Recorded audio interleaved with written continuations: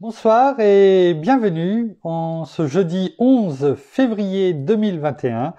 Et nous en sommes arrivés ce soir à la méditation numéro 328 et plus particulièrement à la méditation numéro 42 dans le livre de l'Apocalypse que nous étudions depuis le début de cette année, depuis le 1er janvier 2021. Avant de poursuivre notre méditation dans ce livre merveilleux de révélation, eh bien, prions.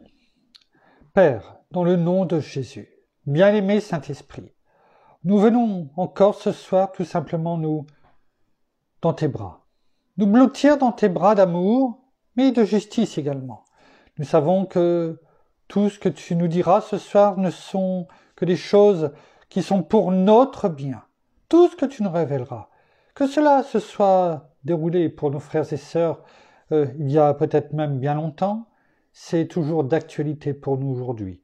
Tu nous donnes ces choses afin que nous les gardions, afin que nous ne renouvelions pas, ces mêmes erreurs du passé, mais que cela soit devant nos yeux, physiques comme spirituels, comme le sang de Jésus sur les linteaux, sur le fronton des portes, afin que, l'ennemi n'ait aucune part en nous. Qu'il passe devant nous et que l'ange destructeur ne nous touche pas. Tout simplement parce que nous sommes entourés de tes bras d'amour, parce que nous mettons en pratique ce que tu nous demandes, parce que nous écoutons ce que tu nous dis.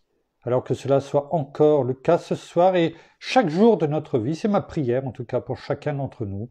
Nous te remercions, Père, dans le nom de Jésus. Amen. Avant de commencer également, je voulais, j'y pense là tout de suite, souhaiter un joyeux anniversaire également à notre sœur Sandrine, qui est à Paris. Et nous souhaitons un joyeux anniversaire, Sandrine. Nous étions arrivés à la fin de la méditation, je dirais, du verset numéro 7 du chapitre 2 du livre de l'Apocalypse. Nous avions parlé, décortiqué ce que la parole nous disait au travers de notre Seigneur Jésus lorsqu'il disait qu'il parlait de l'arbre de vie qui nous donnerait à manger ou de manger de l'arbre de vie.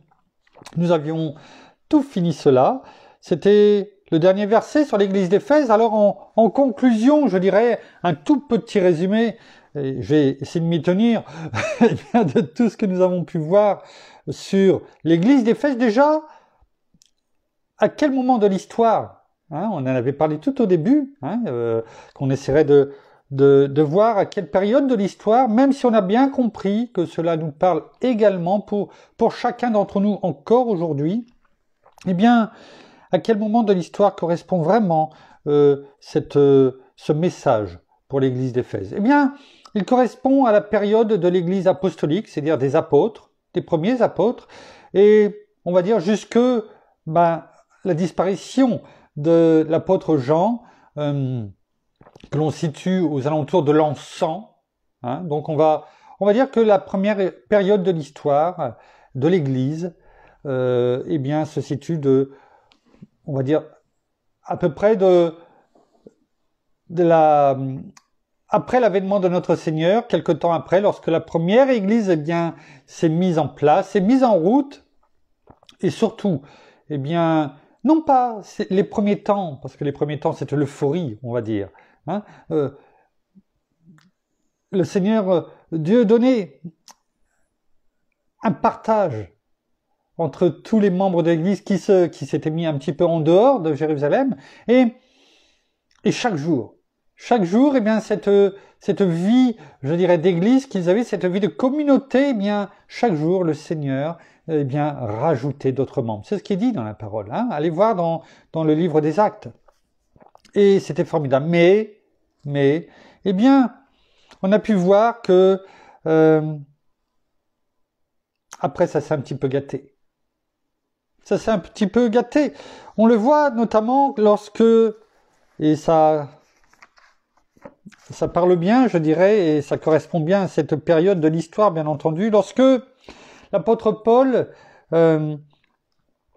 écrivait dans Philippiens chapitre 2 au verset 19 à 21. Il parlait à Timothée. « J'espère dans le Seigneur Jésus vous envoyer bientôt, enfin il parlait à l'Église, et j'espère vous envoyer bientôt Timothée, afin d'être encouragé moi-même. » C'est-à-dire que Paul avait besoin d'être encouragé. Pourquoi? Par les nouvelles que j'aurai de vous. Parce qu'il n'avait pas beaucoup de nouvelles. Bien sûr, il n'y avait pas le téléphone, il n'y avait rien du tout. Car je n'ai personne qui partage mes sentiments pour se soucier sincèrement de votre situation. Quel contraste avec cette église dont on parlait au début, où ils partageaient tout. Et les uns, ceux qui avaient plus, eh bien, ça la servait, ils vendaient tout, et tout était partagé. Et l'église grandissait dans notre Seigneur Jésus. Et là, l'apôtre Paul dit, « Car je n'ai personne qui partage mes sentiments pour se soucier sincèrement de votre situation. Tous, en effet, cherchent leur propre intérêt et non ceux du Christ Jésus. »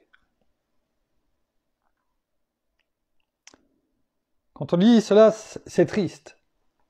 C'est triste parce que il n'y a pas beaucoup de temps qui se sont écoulés. Et pourtant, eh bien, déjà, il s'est passé quelque chose. L'amour n'est plus, vous savez, celui de la première rencontre. Un peu comme un homme et une femme lorsqu'ils se rencontrent et au début, eh bien, c'est tout feu, tout flamme, hein, c'est comme ça qu'on dit. Ça fait des étincelles dans le bon sens. Et puis après, ça se tasse. À tel point que aujourd'hui, eh bien, on peut le voir, eh bien, il y a tellement de divorces. Et les gens prennent du recul. C'est mieux ainsi. Non. Et pourtant, là, c'est ce qui se passe. Et on le voit également dans... Ça, c'était à un moment donné, donc avec Paul, hein, lorsqu'il avait Timothée. Et on le voit à la fin, dans 2 Timothée, on va dire, ça correspond davantage à la fin du parcours de Timothée sur cette terre, de l'apôtre Paul sur cette terre, dans la 2e épître de Timothée, chapitre 1er, verset 15, où il est écrit « Tu sais que tous ceux qui sont en Asie m'ont abandonné, entre autres Phygèle et Hermogène. » Ses amis d'Asie, avec qui il a dû partager tellement de choses, l'amour de l'Évangile, l'amour de notre Seigneur Jésus-Christ, eh bien, on l'ont abandonné. Ont abandonné Paul. Au profit du monde, bien entendu. Et c'était trop dur. On ne va pas revenir sur tout ce que nous avons dit sur le clan des vainqueurs, sur le club des vainqueurs. On ne peut faire partie du club des vainqueurs que, eh bien, parce que l'on a combattu et tenu bon. Alors, voilà l'Église, le message et la période de l'histoire de l'Église d'Éphèse. Et c'est vrai que quand Jean a reçu ces visions dont on a partagé donc en détail tout ce que nous avons pu voir et lire sur ces 7 premiers versets sur l'Église d'Éphèse, eh bien, le mal à ce moment-là, parce que c'est quand même encore bien après ce que l'on vient de lire, de Paul à Timothée. Et c'est encore quelques années après. Et là, le mal s'est accentué.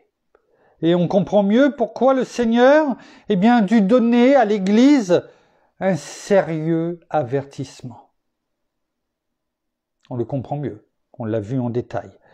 Et malheureusement, celui-ci a toujours sa valeur aujourd'hui pour nous. Vous avez vu, lorsque l'on a dit, c'est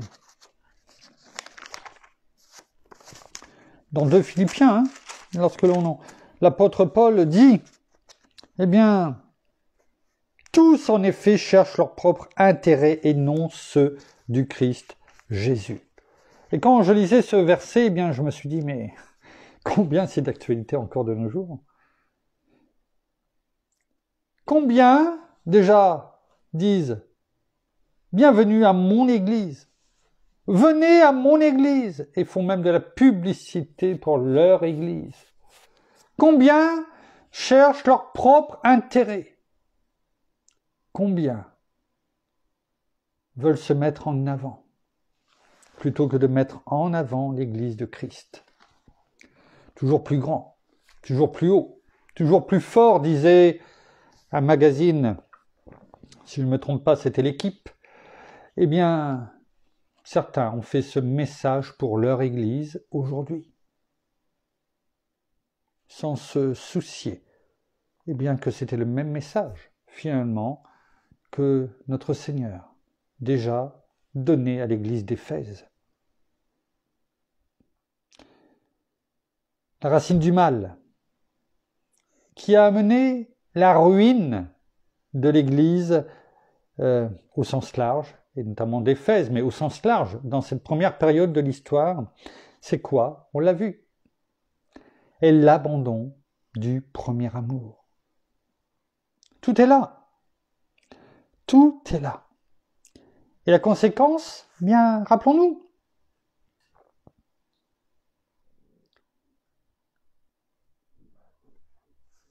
J'écarterai ton chandelier, c'est-à-dire ta lumière, ta lampe. Je vais venir la retirer.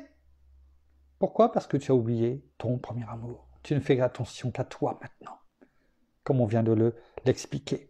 Alors je vais ôter ton chandelier, ta lampe. Ta lampe. Et l'église. Ton église. Parce que c'est ce que tu viens de dire. Ton église. Eh bien, sera rejetée. Est-ce que c'est, après tout ce que nous avons vu, est-ce que c'est ce que nous voulons? Non. Non, Seigneur. Nous ne voulons pas que ton Église soit rejetée. Nous voulons que tu continues à nous ouvrir les yeux. C'est bien là le message qu'il faut aussi retenir de tout ce que nous avons vu. Nous prenons le temps d'étudier, mais encore faut-il retenir l'essentiel pour que nous le mettions en pratique et ne pas renouveler, répéter, faire un bis repetita de ce qui s'est passé. Effectivement, l'Ecclésiaste dit « il n'y a rien de nouveau sous le soleil ». C'est-à-dire que l'histoire se répète et on le sait, comme la mode. Ça revient toujours à un moment donné. Mais notre Seigneur nous dit, regarde, nourris-toi de ma parole, écoute ce que je te dis, enregistre, afin de ne pas renouveler ces mêmes erreurs. L'abandon du premier amour. Donc ainsi, on peut dire que la première période de l'histoire de l'Église est caractérisée, et comme c'est le cas malheureusement aujourd'hui, eh bien par un état extérieur. De quoi? De piété, de fidélité et de zèle. Oui, pas de problème, mais extérieur. Extérieurement, c'est du « m'as-tu vu ». T'as vu? Ma grande église. Oui. Alors le Seigneur la reconnaît, cette piété, ce zèle. Il l'a dit, on l'a vu. Mais il a dit surtout qu'au fond, il y avait surtout l'abandon du premier amour. Et ça, c'est ce message central. Et pourtant, il ne faut pas oublier que c'est vraiment ce premier amour qui est le seul vrai ressort des œuvres qui plaisent à Dieu, selon Dieu. Je vous renvoie à tout ce que nous avons pu dire. Écoutez, méditez, mastiquez. Et vous verrez que tout tourne à ce niveau-là. Voilà, un petit peu le résumé je dirais, de ce que nous avons pu dire, eh bien, dans toutes ces méditations sur l'église d'Éphèse. Entrons maintenant, eh bien, dans cette deuxième église, à qui notre Seigneur, eh bien, donne un message. À partir du verset 8,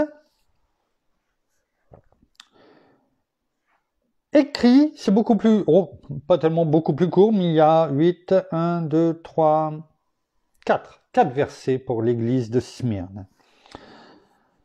Écrit à l'ange de l'église de Smyrne, nous dit notre Seigneur Jésus à Jean, voici ce que dit le premier et le dernier, celui qui était mort et qui est revenu à la vie.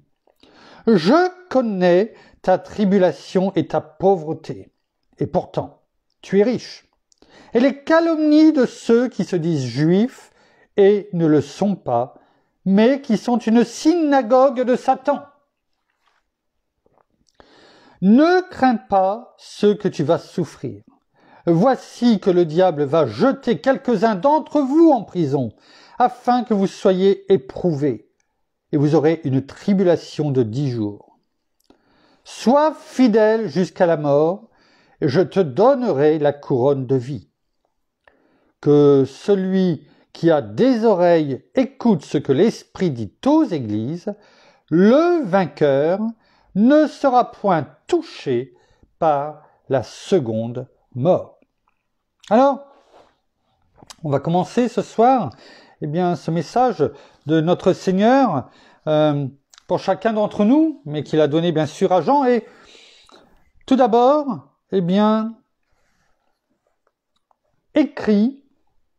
On va pas reprendre chaque mot parce qu'il y a beaucoup de choses c'est les mêmes mots que ce que nous avons pu voir dans l'église d'Éphèse. Écrit, donc, à nouveau, eh bien, il y a une consigne qui est donnée à Jean. Écrit, à nouveau, écrit.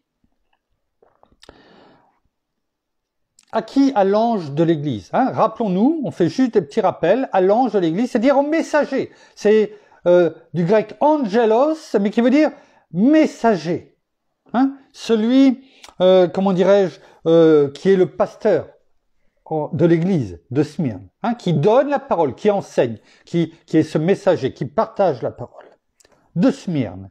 Smyrne, qui est, comme dans certains écrits que j'ai pu aller revoir, et ils disent que Smyrne était situé à peu près à 15 lieues de l'église d'Éphèse. Alors, je suis sûr que ça vous avance bien, vous êtes en train de me dire c'est bien, voilà, mais à quoi ça correspond? Alors, j'ai été chercher, je ne connaissais pas, enfin, lieu bien sûr, mais comment dirais-je, les correspondances en kilomètres. Mais de ce côté-là, il y a toujours du bon dans Internet, il faut savoir prendre le bon et laisser le mauvais. Et j'ai pu trouver un petit logiciel qui le calcule directement. Et 15 lieues, ça correspond à 72, exactement 4 km. 72,4 km de l'église d'Éphèse. Et voilà, c'était toujours dans le même secteur, l'Asie mineure, hein, qui est la Turquie aujourd'hui, qui est grand, hein, qui est grand, il ne faut pas l'oublier, hein, quand on va voir la carte, eh bien, on s'aperçoit que c'est grand. Et quand on regarde les kilomètres, ben, 72 km, c'est pas grand-chose par rapport à la superficie de ce pays.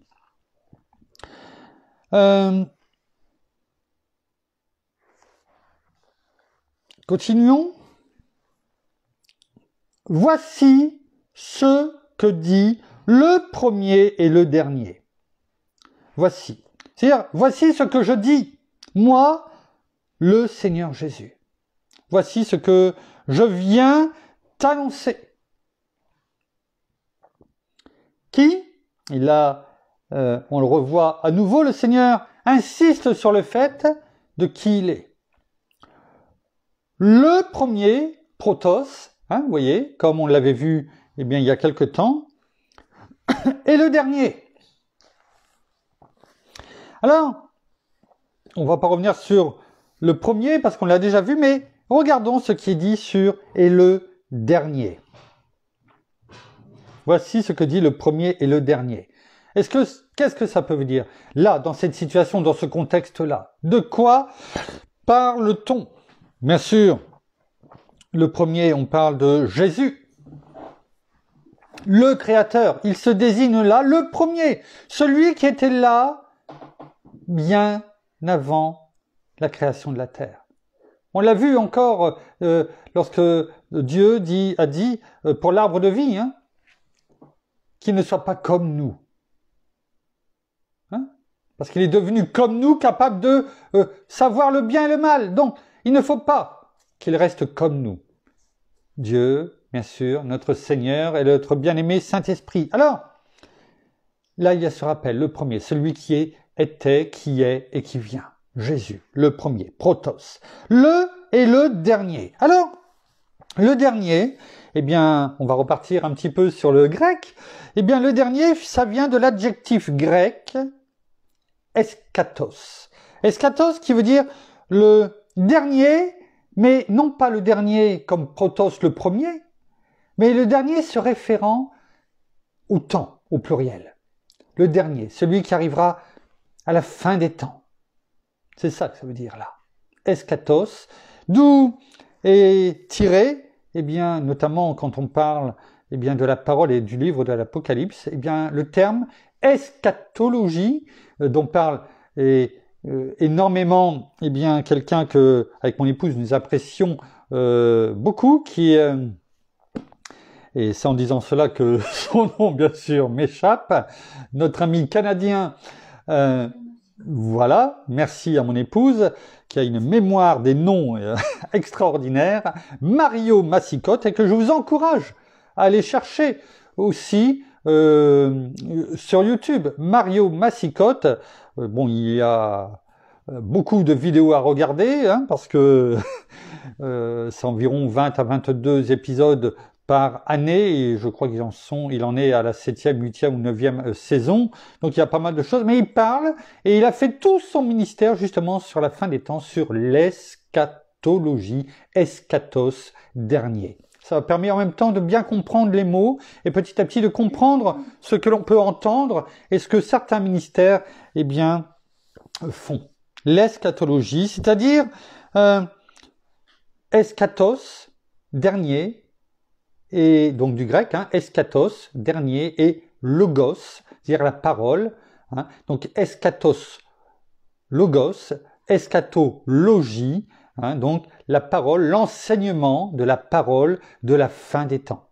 Hein, voilà, comme ça permet de bien comprendre les choses. Regardons justement dans Matthieu. Hein, prenons toujours des exemples de la parole, on ne va pas modifier notre façon de faire. Dans Matthieu, Matthieu chapitre 20 au verset 8. Matthieu chapitre 20 verset 8, et le Seigneur Jésus parlait lorsqu'il donnait cette parabole, notamment cette parabole des ouvriers qui sont embauchés à différentes heures, hein, pour la vigne. Hein, vous vous rappelez de cette, comment dirais-je, cette parabole, on en a déjà plusieurs fois parlé, et là, à ce verset 8, Matthieu 20, verset 8, il est écrit « Le soir venu, le maître de la vigne dit à son intendant ». On sait bien sûr de qui il est parlé ici, quand on dit « le maître de la vigne », bien entendu, c'est, comment dirais-je, c'est Dieu, notre Père, dit à son intendant, appelle les ouvriers et paie-leur le salaire en allant des derniers aux premiers. Là, bien entendu, il est fait notion, eh bien, justement, de ce que l'on voit dans l'Apocalypse. C'est la fin des temps.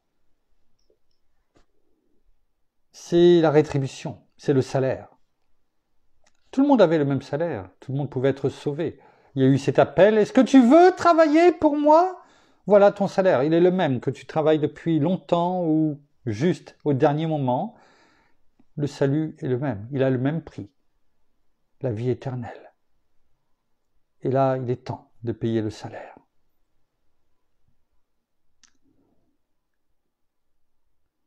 En allant des derniers. Eschatos. Vous voyez, il est bon de voir quelquefois eh bien des mots qui sont utilisés dans des paraboles et on n'avait peut-être pas compris ce rapport avec ce que nous étudions actuellement. Donc voilà, et on voit la parole finalement sous un autre regard et on la comprend en comprenant mieux. Ainsi, eh bien, ce que dit notre Seigneur. Reprenons le cours de notre étude.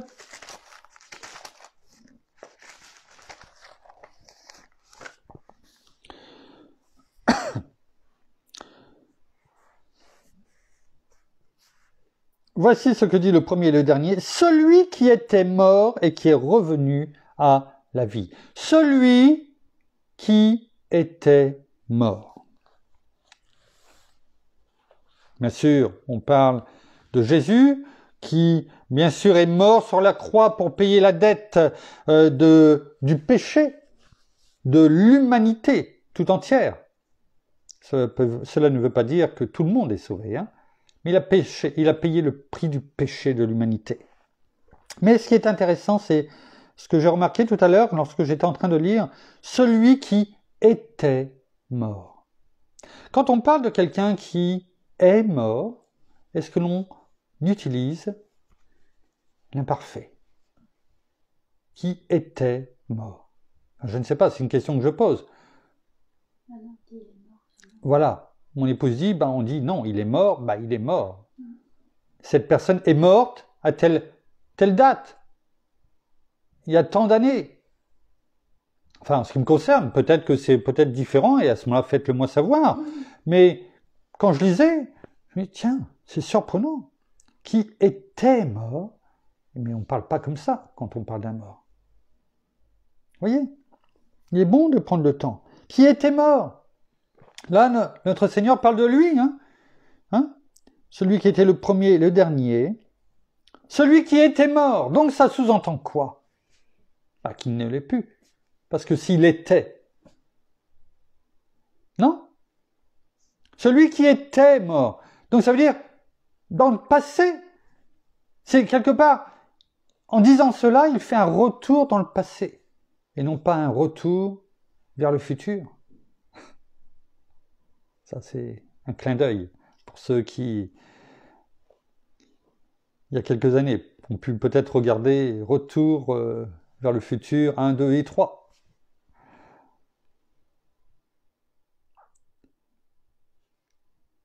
Qui était mort. Notre Seigneur revient à sa condition lorsqu'il était sur la croix, lorsqu'il a pris le péché de toute l'humanité. Mais il nous dit là, ça c'était avant. Ce n'est plus le cas maintenant. Celui qui était mort. Mort vient de l'adjectif grec nékros. Peut-être que ça ne vous surprendra pas, vous allez me dire. Qui veut dire sans vie. Hein? On parle bien de la mort là. Hein? Mort, quelqu'un qui est mort, qui est sans vie. Bien sûr, on peut aussi l'utiliser, c'est le même mot qui est utilisé pour la mort spirituelle. Quelqu'un qui est mort spirituellement. C'est-à-dire qui s'est laissé tenter. Voire même qui a été jusqu'à l'apostasie, c'est-à-dire le rejet de Dieu. Qui est retombé, comme on a pu le dire tout à l'heure avec l'apôtre Paul, enfin du moins l'apôtre Paul le dire. Tous m'ont abandonné, sont retournés dans le monde, sont morts, nékros, spirituellement. C'est la même chose. C'est la même chose. Et bien entendu, ce verbe, cet adjectif grec, nékros, a donné en français nécrologie, gagné. Nécrologie. Vous voyez, on apprend des choses. On apprend des choses. Donc ça veut bien dire sans vie. Celui qui était mort et qui est revenu à la vie. Voilà, on a l'explication. Qui était mort. On comprend pourquoi notre Seigneur a fait volontairement ce retour dans le passé, à un moment donné, précis, où il était mort, oui, nécros, oui, il était mort. C'était indispensable, non seulement pour prendre sur lui, eh bien, tout ce péché de l'humanité depuis ce que nous avons vu ces derniers temps depuis Adam. Le second Adam était nécessaire afin que lorsque le premier Adam, eh bien, est mort spirituellement, nécros, lorsque le péché et la mort est entré dans le monde, lorsque ce jardin d'Éden, ce jardin des délices, eh bien, a été enlevé, lorsque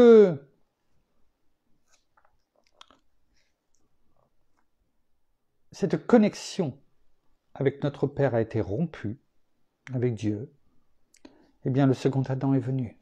Et il fallait mourir pour pouvoir ensuite, eh bien, comme il le dit, revenir à la vie afin d'avoir combattu, d'avoir été prêché pendant 3 jours, eh bien, dans le séjour des morts, pour dire à tous ceux qui étaient morts avant, eh bien, voilà, les choses ne seront plus jamais les mêmes. Je vais revenir. On le verra plus tard dans l'Apocalypse, dans d'autres chapitres. Je récupère les clés du royaume, du séjour des morts. C'est moi qui les ai. Je les récupère. Et je m'en vais du séjour des morts au 3e jour. Et je monte m'asseoir à la droite de notre Père, où là je suis vivant. Vivant. C'était nécessaire. Et là, eh bien, la connexion est de nouveau disponible. La connexion est à nouveau disponible. Appuie en venant à moi sur connexion des données. Prends ton abonnement éternel avec moi, parce que comment on fait aujourd'hui si on veut être connecté à Internet? On est bien obligé de prendre un abonnement, non? Si on ne paye pas, vous pouvez toujours appuyer sur connexion des données ou vous n'aurez rien. Il n'y a rien. Donc ça coûte toujours quelque chose. Ça nous a coûté à quoi? Qu'est-ce que ça nous a coûté? Rien. Par contre, notre Seigneur, ça lui a coûté la vie, la souffrance. La souffrance pour nous. Son sang a coulé et il coule toujours pour nous pour faire expiation de nos péchés au quotidien. Lui, le roi des rois, le Seigneur des seigneurs, notre sauveur. Mais avant d'être notre sauveur, il faut qu'il soit notre Seigneur. Indispensable. Je vous invite même à aller voir le partage aujourd'hui parce que vous voyez comme quoi tout est fait, tout est conduit par notre bien-aimé Saint-Esprit. J'ai partagé la vidéo de Bruno Picard aujourd'hui et c'était, eh bien, justement, sur cela. Notre Seigneur est avant tout notre Seigneur avant d'être notre Sauveur. Quand il est venu sur la terre, il était le Rabbi, le Maître, le Seigneur, des disciples. Il n'était pas encore leur sauveur. Il est devenu leur sauveur à quel moment? Sur la croix. Tant qu'il n'avait pas vécu la croix et la résurrection, il n'y avait pas de salut possible. Donc il était avant tout notre Seigneur. Notre Seigneur. Il est dit dans la parole, c'est ce que disait Bruno Picard, eh bien, je ne sais plus, je crois que c'est plus de 7000 fois le mot Seigneur apparaît dans la parole. Alors que je crois que c'est les sauveurs, c'est 5 ou 6% de ce chiffre. Donc cela montre quoi? Ça ne veut pas dire qu'il n'est pas notre sauveur. Bien sûr, c'est notre sauveur. Mais nous devons, avant toute chose, faire de Jésus, notre Seigneur, pour qu'il devienne notre Sauveur. Contrairement à certains qui veulent qu'il soit leur Sauveur, mais sans être le Seigneur de leur vie. Ça, ce n'est pas possible. Si on veut qu'il soit notre Sauveur, il faut qu'il soit notre Seigneur. C'est-à-dire qu'il soit tout en nous, que son caractère nous épouse entièrement et que nous marchions selon son caractère. Ça, c'est la priorité. Celui qui veut avoir le salut sans avoir le caractère de Christ en lui, c'est impossible. Et la parole nous le rappelle bien ainsi. C'était important à dire. Et qui est revenu à la vie. Et là, on en avait un petit peu parlé, c'est non pas le verbe grec zoé, qui est la plénitude de la vie de Christ, de notre Père en nous, mais là, c'est le verbe zao. On en avait parlé à un moment donné, où là, c'est vraiment la signification de vivre, de respirer, de revenir à la vie. Voilà, ici, le terme qui est employé. Et pour l'illustrer, on va terminer avec cela, sur deux, comment dirais-je, versets de la parole dans l'évangile de Matthieu, chapitre 9, au verset 18. C'est notamment le passage avec la résurrection de la fille de Jairus, verset 18 du chapitre 9. Tandis qu'il leur adressait ces paroles, un chef, Jairus, arriva, se prosterna devant notre Seigneur, bien sûr, et dit: « Ma fille est morte. » Dans morte, ce n'est pas le même mot que tout à l'heure qu'on a utilisé. Là, c'est le verbe et arrive à son dernier souffle et arrive à la fin de vie. C'est là, qui est ce mot qui est employé. Est morte il y a un instant. Mais viens, impose-lui les mains et elle vivra. Zao. Elle vivra. C'est-à-dire que je sais, Jairus dit, en venant à toi, si tu imposes les mains, eh bien je sais que tu vas lui redonner la vie. Non pas là la vie éternelle, mais la vie tout court. Elle va respirer à nouveau. Ouais. Un autre verset, chapitre 22, Matthieu, chapitre 22, au verset 32. Matthieu, chapitre 22, verset 32, et là encore, c'est notre Seigneur qui nous parle. Il parle aux disciples, et il leur dit: « Moi, je suis le Dieu d'Abraham, le Dieu d'Isaac, et le Dieu de Jacob. » Il dit ce que Dieu dit, au sujet de la résurrection des morts, dont on parlait tout à l'heure. Dieu n'est pas le Dieu des morts physiques, mais des vivants. Zao. Notons que la parole est claire. Notre Seigneur nous dit: « Pour ce qui est de la résurrection des morts, n'avez-vous pas lu ce que Dieu vous a dit ? Moi, je suis le Dieu d'Abraham, le Dieu d'Isaac et le Dieu de Jacob. Dieu n'est pas le Dieu des morts, mais des vivants. » Que cela nous parle. Dieu est le Dieu des vivants, tout comme notre Seigneur, est revenu à la vie. Il est vivant. Et ce qu'il nous demande, c'est tout simplement de faire ce qu'il nous dit, de tenir ferme. Oui, il y aura des difficultés. Oui, tout comme l'église de Smyrne, et nous en reparlerons demain, eh bien, c'est l'église. L'image de l'église persécutée. L'église de Smyrne, c'est la période qui va de l'an 100 à peu près, où se termine bien sûr eh bien, l'église d'Éphèse, à l'an 300. La persécution, une grande persécution de l'église. Alors,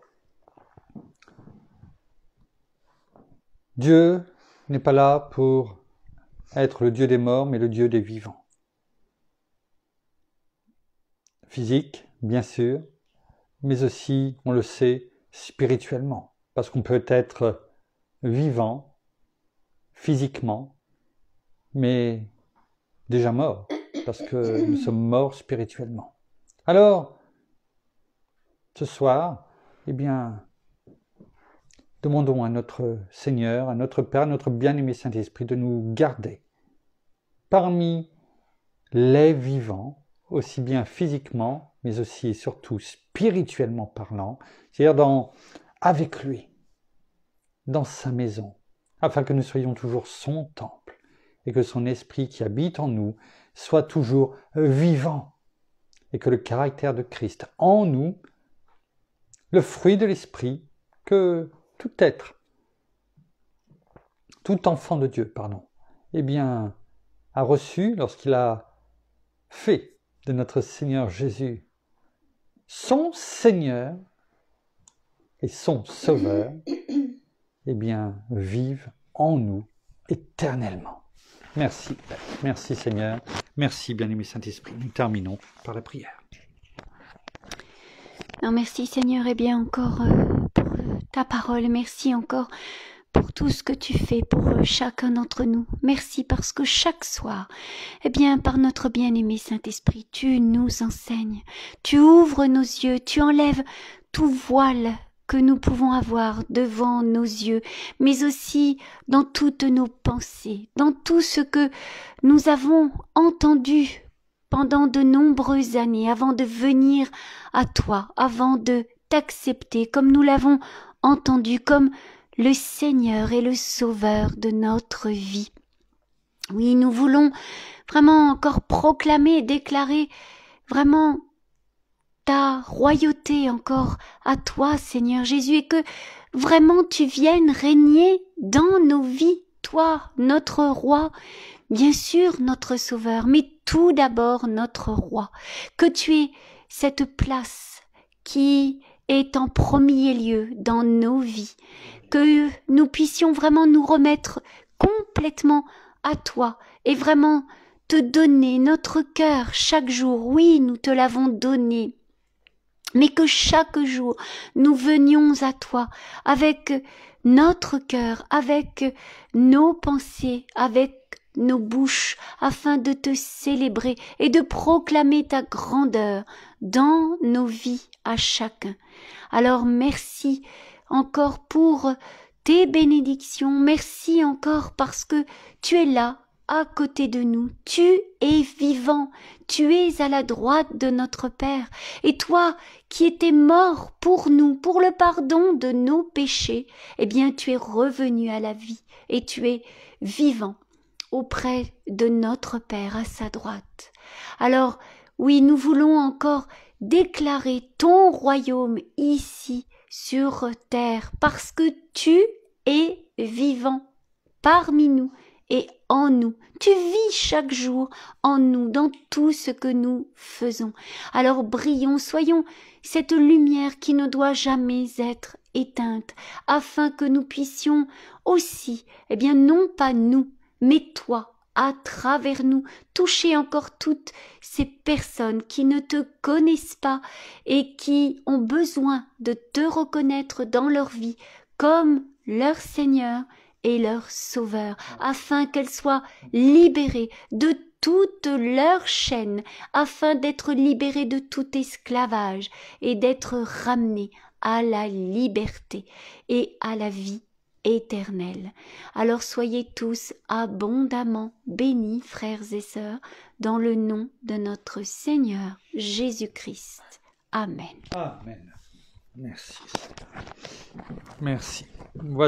Ainsi, se termine la méditation de ce soir. Nous vous bénissons abondamment de toutes les bénédictions spirituelles dans les lieux célestes en Christ. Nous saluons, comme à l'accoutumée, nos amis au Québec, au Canada, en francophonie, en France, à Paris, pas loin de chez nous. En tout cas, soyez toutes et tous abondamment bénis.